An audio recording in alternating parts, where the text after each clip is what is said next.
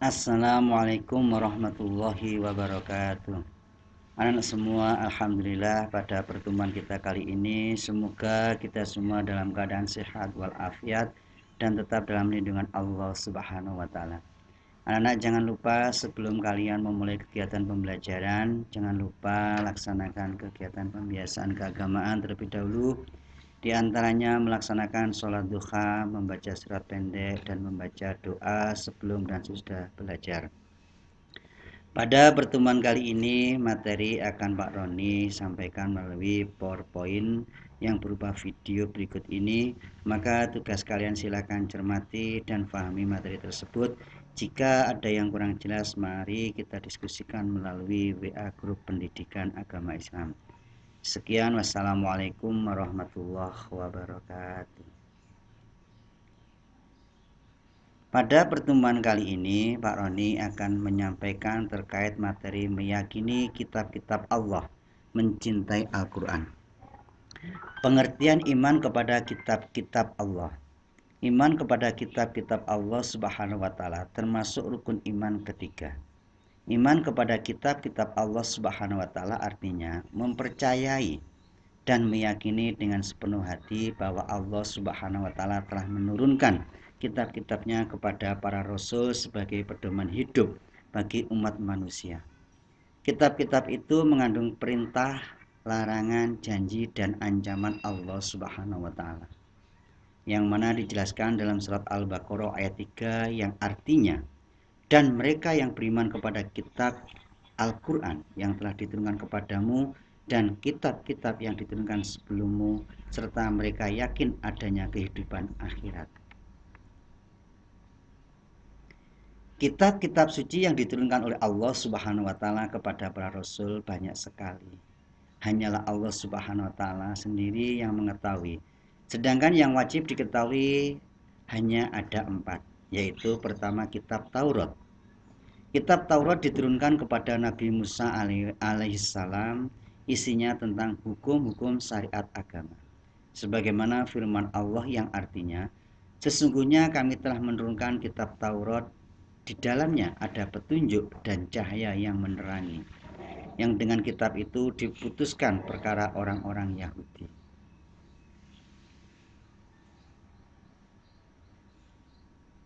Berikutnya kitab Zabur. Kitab Zabur diturunkan kepada Nabi Daud alaihissalam, isinya tentang doa, zikir, nasihat, dan hikmah. Kitab ini tidak berisi syariat sebab Nabi Daud alaihissalam dan umatnya diperintahkan mengikuti syariat Nabi Musa alaihissalam. Sebagaimana firman Allah yang artinya, dan Tuhanmu lebih mengetahui siapa yang ada di langit dan di bumi. Dan sesungguhnya kami telah lebihkan sebagian nabi-nabi itu atas sebagian yang lain, dan kami berikan Zabur kepada Daud. Al-Quran surat Al-Isra ayat 55. Berikutnya kitab Injil. Kitab Injil diturunkan kepada Nabi Isa alaihissalam, yang isinya tentang seruan bertauhid kepada Allah Subhanahu wa taala. Yang dimaksud bertauhid di sini adalah mengesahkan Allah atau mengimani kepada Allah. Sebagaimana firman Allah yang dijelaskan dalam surat Al-Maidah ayat 46, yang artinya, dan kami iringkan jejak mereka, nabi-nabi Bani Israel, dengan Isa putra Maryam, membenarkan kita yang sebelumnya yaitu Taurat, dan kami telah memberikan kepadanya kitab Injil. Yang terakhir yakni kitab Al-Quran. Diturunkan kepada Nabi Muhammad SAW, isinya berupa syariat yang menghapus sebagian isi kitab-kitab terdahulu yang tidak sesuai dengan zaman. Kitab Al-Quran ini abadi, berlaku untuk sepanjang masa, sebab isinya lengkap, menyeluruh atau universal, dan dapat menjawab permasalahan-permasalahan yang terjadi sepanjang masa, di mana dijelaskan di dalam dalil yang menunjukkan bahwa Allah Subhanahu wa taala menurunkan kitab-kitabnya itu kepada para nabi dan rasulnya, yang artinya manusia itu adalah umat yang satu.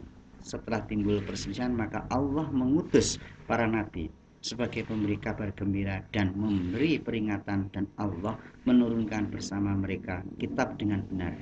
untuk memberi keputusan di antara manusia tentang perkara yang mereka perselisihkan.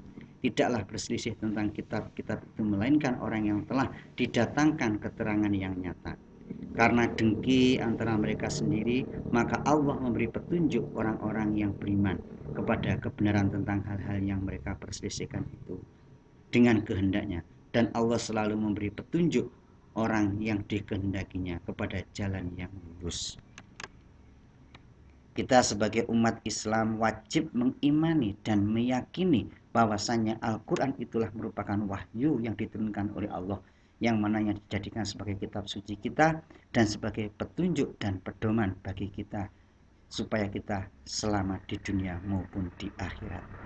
Anak-anakku semua, itulah sekilas tentang penjelasan terkait dengan iman kepada kitab-kitab Allah.